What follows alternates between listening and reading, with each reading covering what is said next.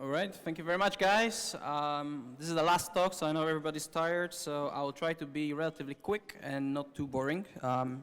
If I'm boring, please shout. This is not necessarily a technical talk. This is just something I've been looking on for the last couple of years. Basically, how much money you can make by doing malware. And by malware, I mean ransomware and some of the other malicious activities that you can purchase on the internet and some other places. We're going to discuss the market, the maturity and offering, investment opportunities, and the transactional safety. And very quickly, we'll go into everything else. So first of all, about the market. So the market itself, actually, if you look at the size of the ransomware market, is estimated to be about $1 billion a year, right? Now, I work for Cisco, and Cisco's revenue every year is about $49 billion. Thank you very much. But here we also go to crime as a service, so basically doing services for somebody else, breaking into organizations, and everything else that follows those activities. So things like, for example, IP theft is estimated to be about $500 billion of revenue a year. Data trading, this is basically just selling people's data on the internet, about $180 billion. And then there are illegal markets, so that could be anything from selling weapons to selling tanks and doing all kinds of malicious activities as well. So our potential for earning revenue is actually pretty high. Chopping away some of the money from the primary illegal market would be very good in this case. Now, it is estimated, this is going to be stats for the 2015, that per every dollar invested into ransomware, you could get over $1,400 return. So simply investing $100 of your time, or say time and money, would actually mean that there's a pretty high return.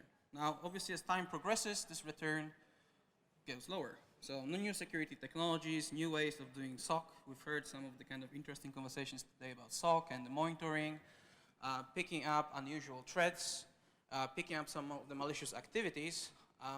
That will basically reduce that. Right? So this is from 2015. I estimate probably that about now, maybe it's about $1,200 per every dollar that you spend.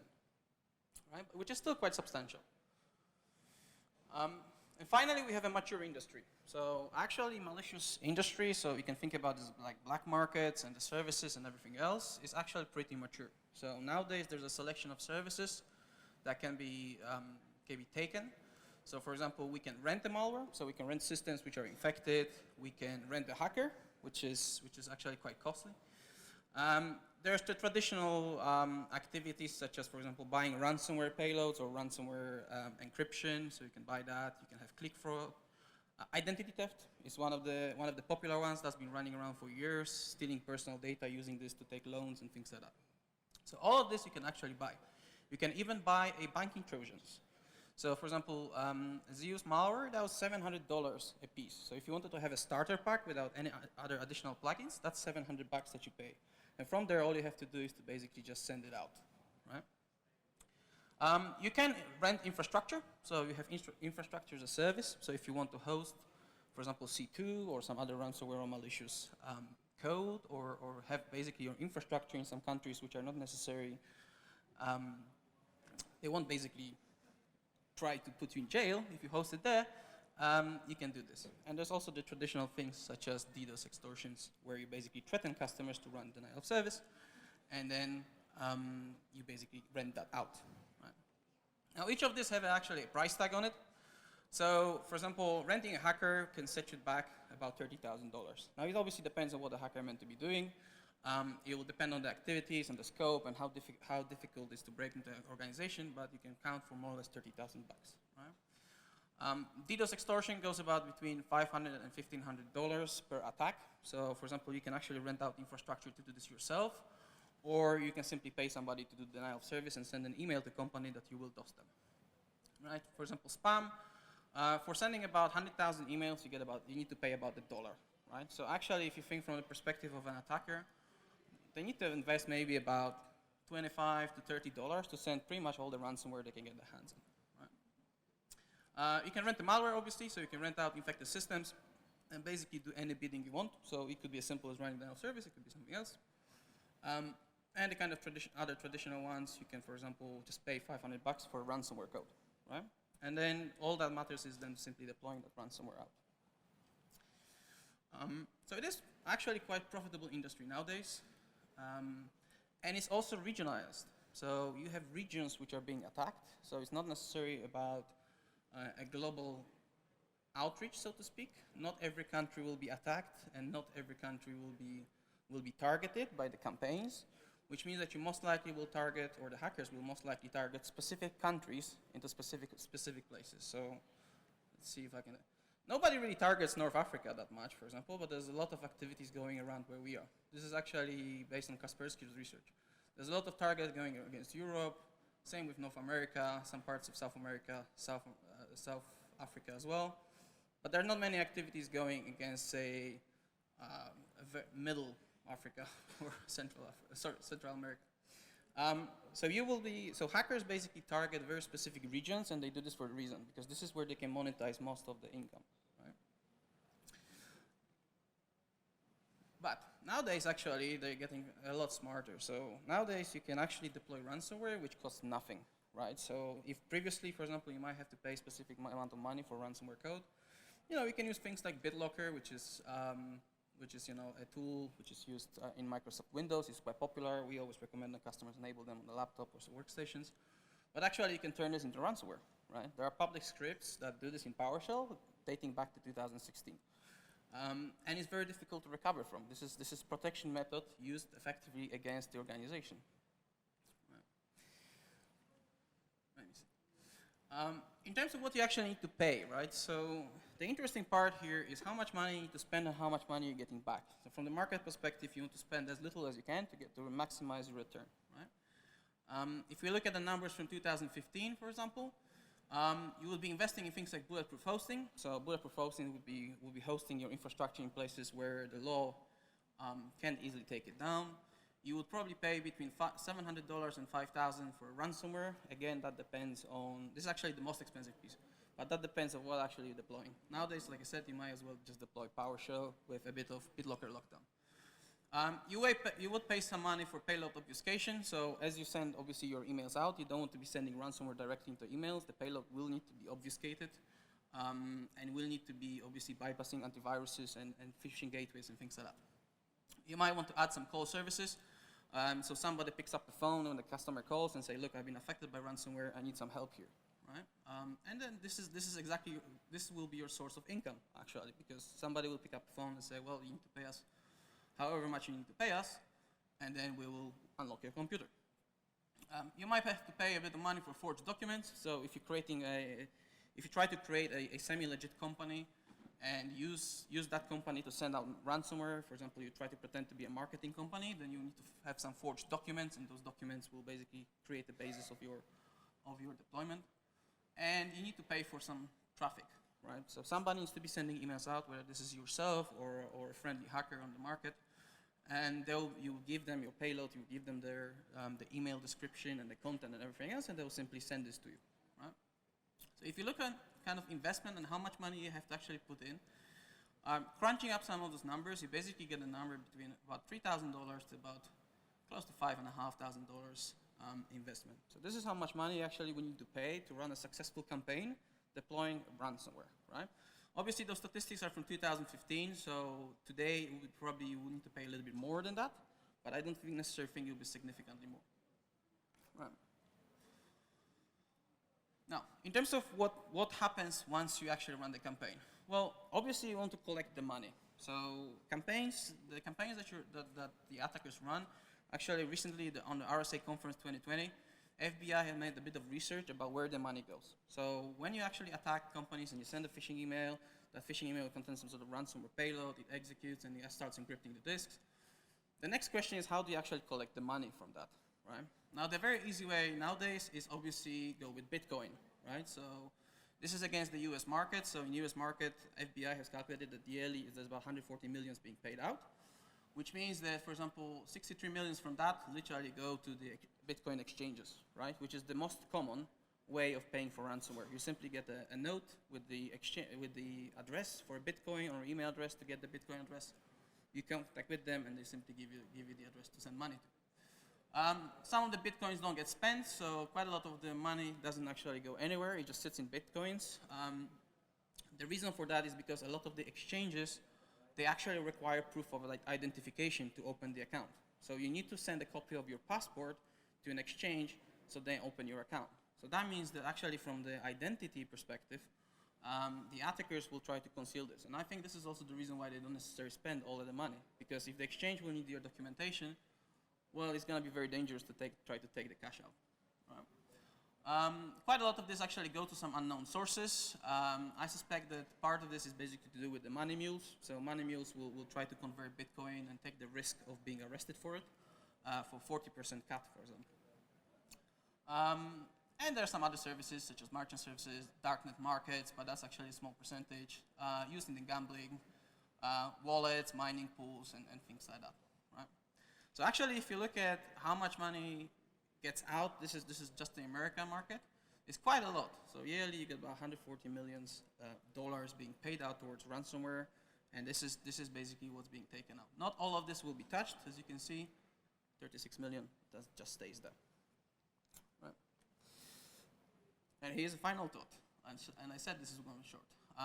So security can be about increasing the cost, right? So if we make it very difficult for the attackers to basically buy into this market, that means that they'll basically stop bothering, right? If it gets to the point where somebody needs to put $10,000 to $15,000 to actually launch a successful campaign, I reckon probably a lot of people will just give up because they're not going to have the input or enough money to actually launch that campaign successfully. What this also means is that actually a lot of the players that will eventually stay in the market and doing some of those attacks, such as ransomware or some of the other ones, they will basically be the very professional ones. Those are the ones that are going to survive the kind of the increased cost, right? But obviously security doesn't have to be expensive. If we actually look at some of the findings that FBI has based on their report from 2020 on the ransomware, some of the very basic hardening is the reason, the missing hardening is the reason why people basically get hit by ransomware and by some of the hackers. Systems are not being patched, there's no segmentation, there's not necessarily lockdown on services, whether this is firewall levels or simply just lockdown of what's available in the systems. And most of the organizations don't really know their assets, right? And those four factors contribute quite a lot to why the malicious market can actually thrive. Now, a lot of those activities, they kind of tie together. So obviously you might have to send phishing emails with the payloads, with the specific infrastructure that you will host your things on. But then if it's target system which isn't patched for the last few years, then it's very easy for ransomware to spread, right? So a lot of the actual activities on the market, they will basically just tie it up together. And we can reduce this. As defenders, we can actually start introducing incident response plans and some of the other things that our colleagues mentioned today. But getting the basic cyber health checks effectively will actually help us quite a lot as well. That's it from me, ladies and gentlemen. Any questions?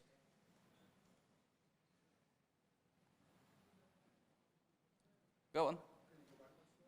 Yep.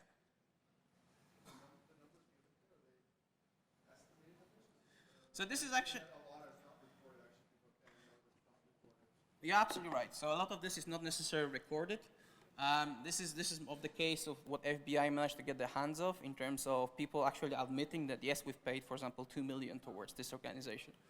I suspect that the actual real number, so the 144, is probably double in the reality. And this is just per American market. This is not necessary per everything else.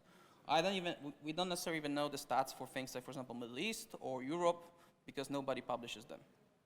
Right? This is the first time that actually FBI has shared those kind of stats and how much money they see going to various organizations and payouts. Any other questions? Shout loud.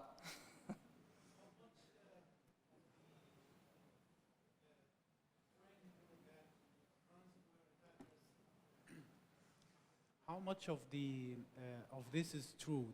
There is discussion that there is a trend of ransomware attackers having other ways to monetize, such as threatening to dox you or publish your documents, or threatening to destroy whatever things that data that you have.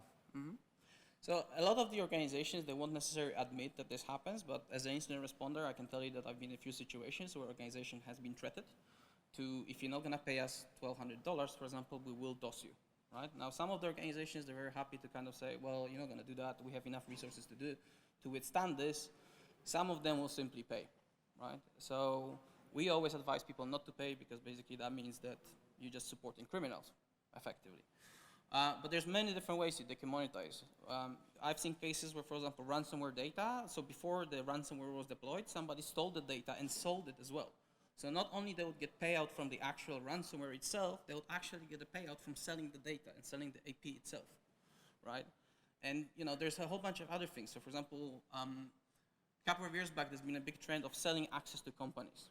So there was a C2 running within the organization, and somebody for, say, $100 would simply just give you access to that C2.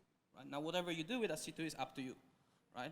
But you, at the same time as you give somebody that C2, you might as well deploy, for example, ransomware, or you might deploy some other malicious code, or you might have some other means of trying to extort the data or get the data out, in which case you will sell that data.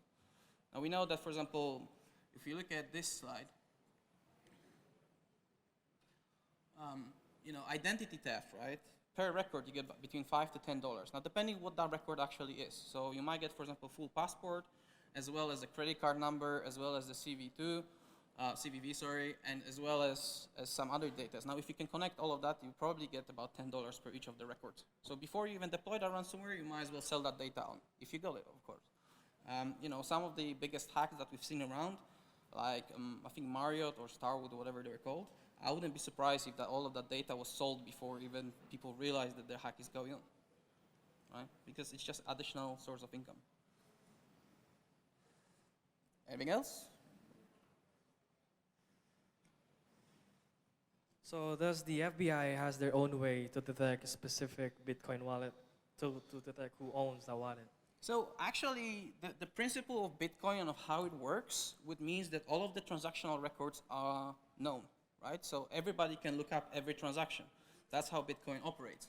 So all you have to do is to literally sync the entire ledger and then search for a specific address. So for example, for FBI, it's actually very easy to track this because let's say there's a ransomware node that says, please send us 5 Bitcoins towards this address, right? Well, if that happens, then this address can be easily tracked in the entire ledger, and you then work out, well, actually, this is where the money went. So we can actually also look up how much money goes to a specific address.